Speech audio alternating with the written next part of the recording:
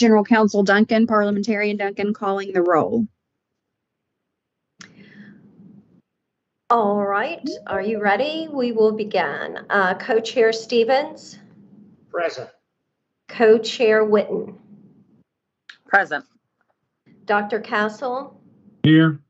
Regent Hamilton. Present. Regent Herding. Here. Regent Martin. Here. Dr. Young. Present. And Dr. Thompson. All right, it appears that all of our voting members are present. Our advisory member, Dr. Aaron Thompson, is not present. We have a quorum. We may proceed. Thank you.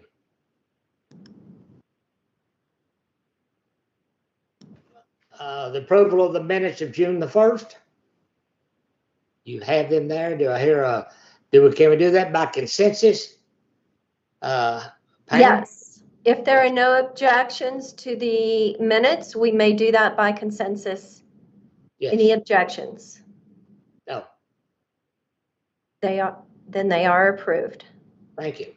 View of discussion of KCTCS job description. Hannah? Or Pam? So I have the next thing as the co-chairs welcoming to the committee meeting. So if you want to proceed with that. Yes. Okay. And before we proceed, I would like to note that Dr. Thompson is now present. He is an advisory committee member.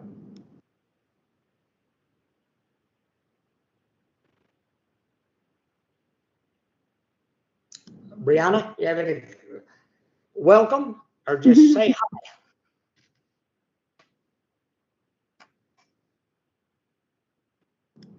You're muted, Regent Witten. Of course I am. I'm on that summer slump us professors have, right? I forgot to unmute. No, I'd just like to welcome the committee and once again, just kind of appreciate everyone's hard work.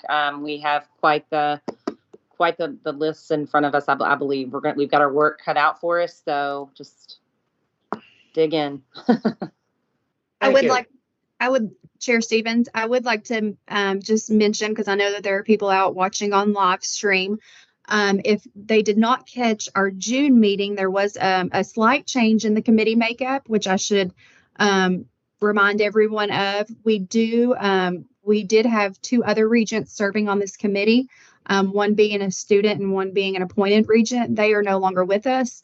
Obviously, the student's term was up and the appointed regent's term has ended at this point. And so with their departure, we were lucky enough to have another person join us, and that's Dr. Aaron Thompson from CPE. He will be serving as an advisory member to this committee and offering some expertise and valuable insight as we talk about candidates and applicants. So thank you for joining us, Dr. Thompson. And that's just to let everyone know, if they're wondering, well, what happened to that other person? There was just a slight change, but we will be moving forward with the work. Thank you, Hannah. Yes. All right, Hannah, the timeline. Yes, so the timeline is posted. Everyone should hopefully be familiar with that by now. If you're not, you can take a look at it, but we are right on schedule. Janice and Jim have done a fantastic job of keeping us very, very close to our outline here. And we will go through a little bit of this as we talk about the rest of the agenda. But right now we're in this phase where we are accepting applications, and that will go on until August 11th. So Janice and Jim, with that, I will turn it over to you if you want to provide an update and talk about next steps. All right, happy to, and greetings to everyone. Thank you so much for having us. This has been a very active search. We do try to stay in touch with your staff leadership. And we were able to report to them after beginning our search, actually opening the search, I believe on June 21, As of this Monday, we are up to about 17 completed applications in the portal that you will eventually have access to. We have another 2 weeks. Many of you may know in searches, typically even the best of our candidates do wait until the last 2, 3, and 4 days. That's just the way the practice is. Someone needs to write a great essay on why individuals do that, but that's what happens. So I would say that the search committee is going to be very busy with the review once you have access to the portal, and that's going to be on August 14th. Once you see that portal, you will see right away that each of the applicants will have their own folder. You will be able to go into that folder and see the cover letter, the resume, and the references that were requested. Remember, we don't call references at all until we have permission to do so. And of course, we wouldn't do that until you reach the semifinalist stage.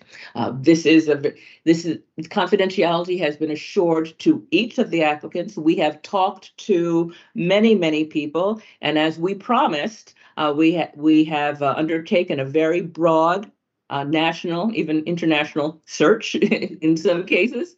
And we did stick with our communication plan, all of the electronic announcements of the leadership advertisement. They have been referred to often, so they were seen in the right places, as you would wish. We can remind you of where we place those electronic advertisements. But more than that, we've spoken with people personally and with our own colleagues with AGB Search.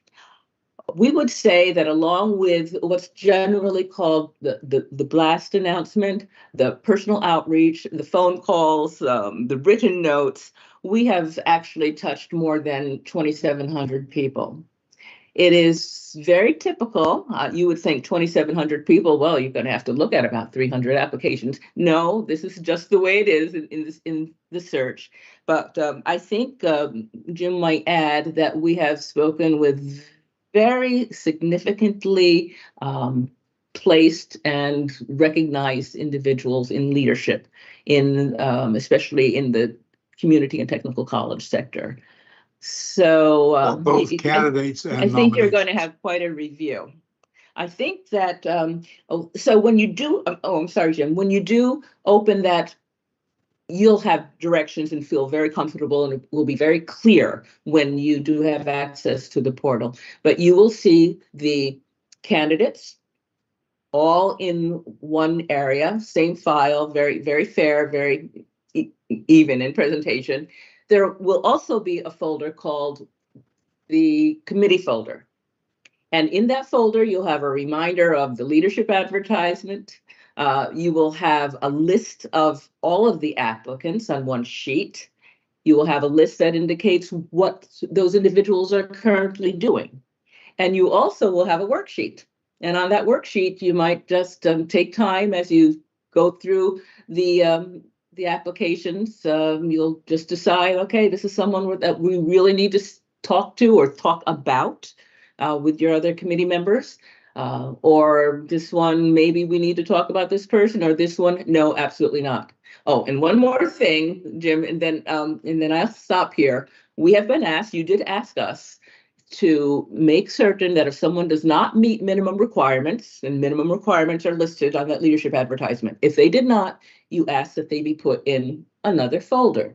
So you have meets requirements, does not meet requirements, but you have access to that person. You have access to see what their application looks like. Okay, Jim.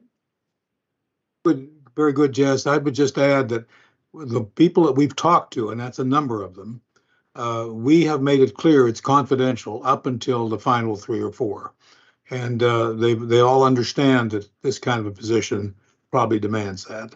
And we haven't had anybody yet say they're not going to apply because of that public ending.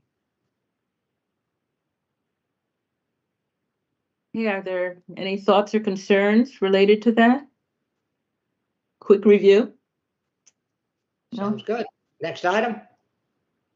Okay, well, that would be item E, that's the committee meeting that you will be having following the review of all of the applications.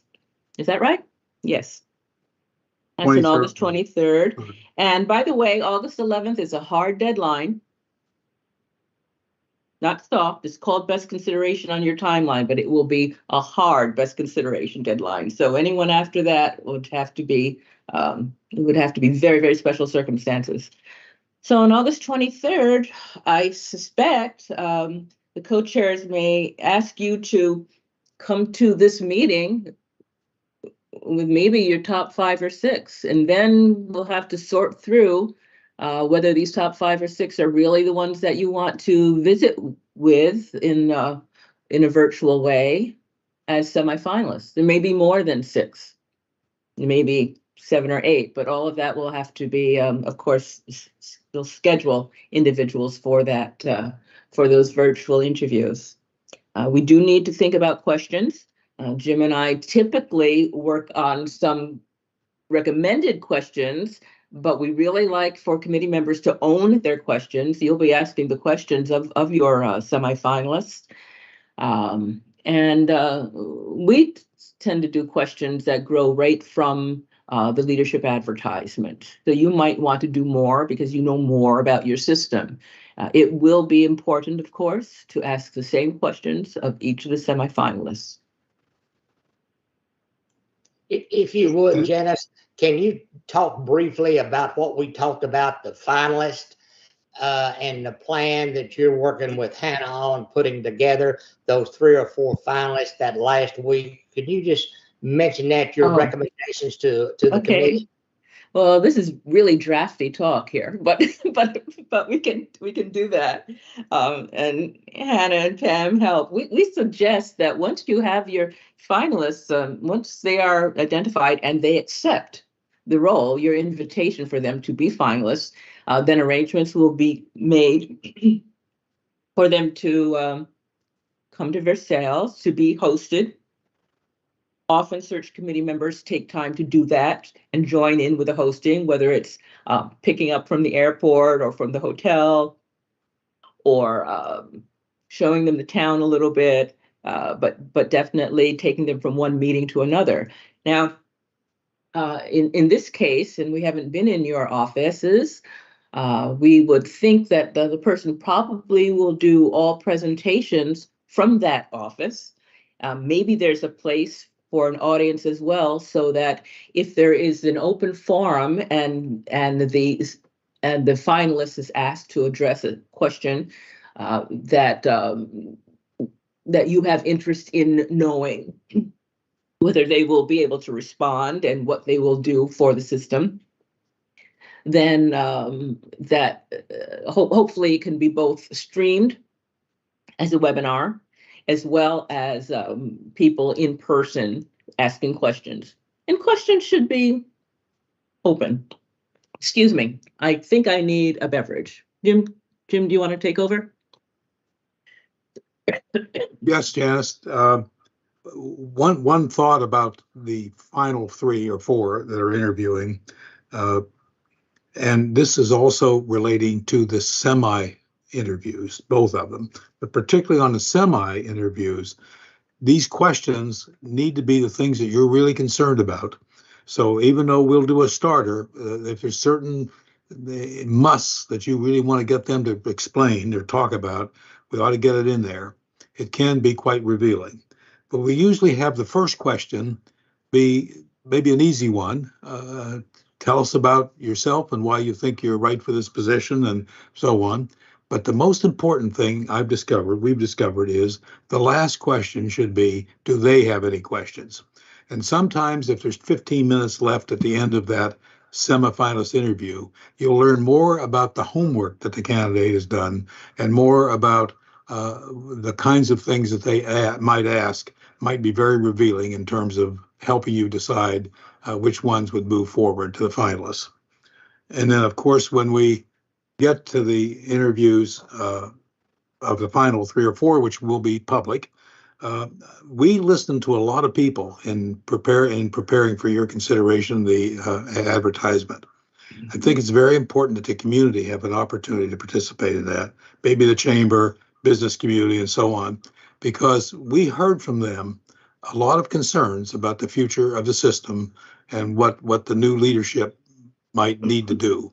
And I think it would be good to have that group, many of them we've already talked to, have a chance to interview these finalists.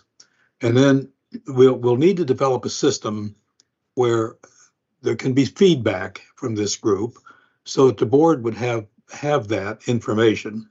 We always discourage a ranking because we think it's, as we understand your system, we think it's the board's decision on the 3 or 4. The committees had their way in narrowing it down, and now the board decision. And I think it can get difficult if you get a ranking and the ranking people say number 3, but the board likes number 1. And we'd recommend you preserve for the board that final decision. So get all the input you can on the candidates so that the board can consider it and see it. You know, they can maybe tell who's the ranking one, but keep that decision open for the board. Any questions at that point? And this needs to be scheduled in a way that they don't run into each other. I mean, if you start one in the afternoon and next morning, whatever, just good courtesy would suggest that. Also, you need to think about what you want to do about spouses or significant others, because that question will come up. And when you think that maybe a person's not from Kentucky and might want to have the spouse see the area and so on, which I think is very beautiful, that might be something to consider. Are you going to invite spouses or significant others to come to the interview or come to the event? And they may sit in on the interview, but there might be some questions that the committee can begin to think about this. Sometimes a person will have a child with a special medical need, and I want to know about that. It wouldn't surprise me if there's school-age children, they might want to know a little bit more about the schools. And so maybe some of the committee or others can help with the spouse, because we've lost a candidate or two when the spouse did not feel welcome or didn't feel like they wanted to come. Janice, I see you're back. Yeah, please excuse me. I'm sorry. Hannah, your hand is up.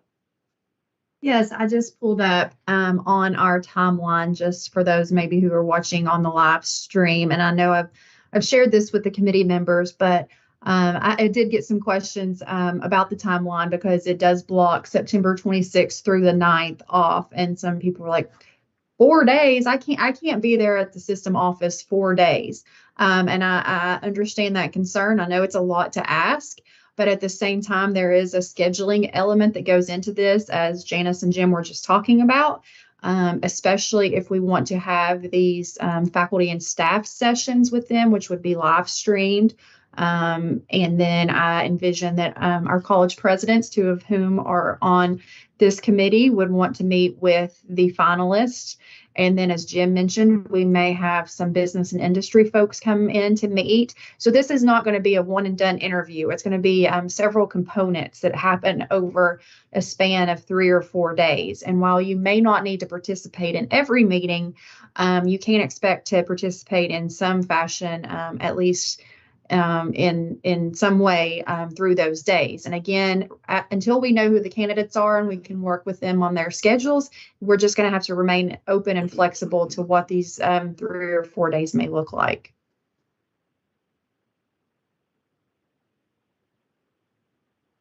Okay. So Jim, I suspect just with your sharing, you may have answered any questions that may have come up. Regent Stevens? You had you asked oh, here he comes. You did ask for a review of what we are drafting in our heads about with the finalists. Did you get as much as you need? Yes, I did. Okay. Yes, ma'am. And just to add to we- this, you all know this, but up until now, they're trying to convince you that they're the right person. by the time you get down to the final three, you got to sort of keep in mind you might be convincing them that this is the right place. It sort of changes a little bit at that point because you don't want to lose your best candidate by something that we've done. So it's a two-way process. Thank you.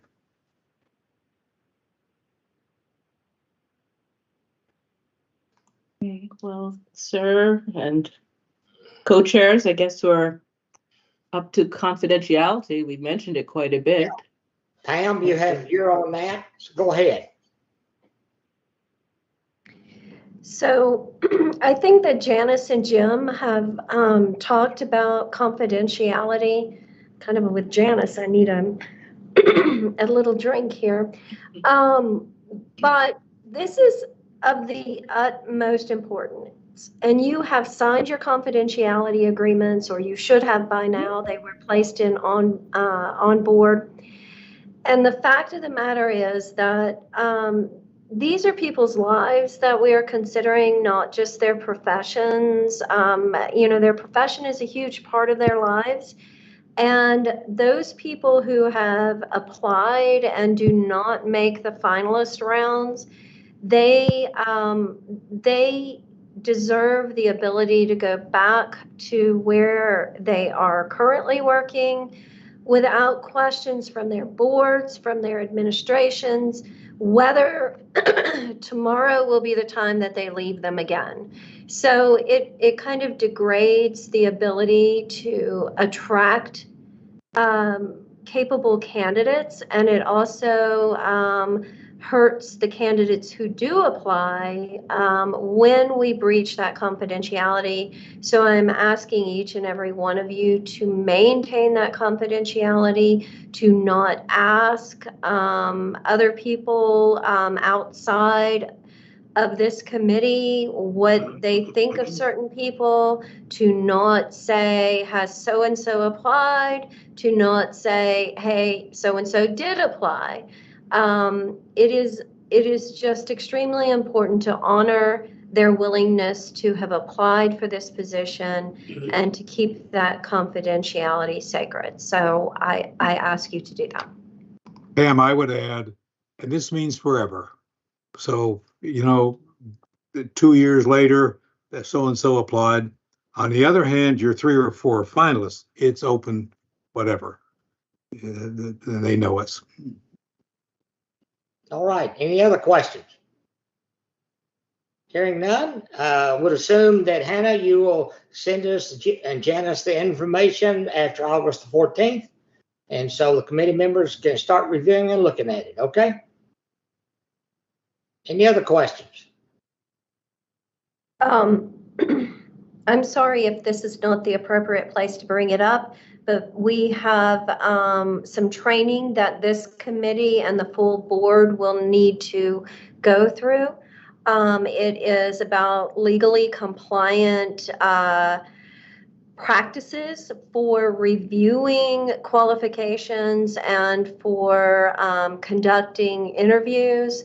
And that will open the first week in August, and each person on this committee, as well as all people on the board, will need to certify that they have completed that training. But it will essentially make sure that this institution is protected, and also that you treat each applicant with the respect that that applicant deserves. Thank you. Any other questions? Hearing none, do I hear a motion we adjourn? So moved. So thank you, Joe. Is there a second? Second.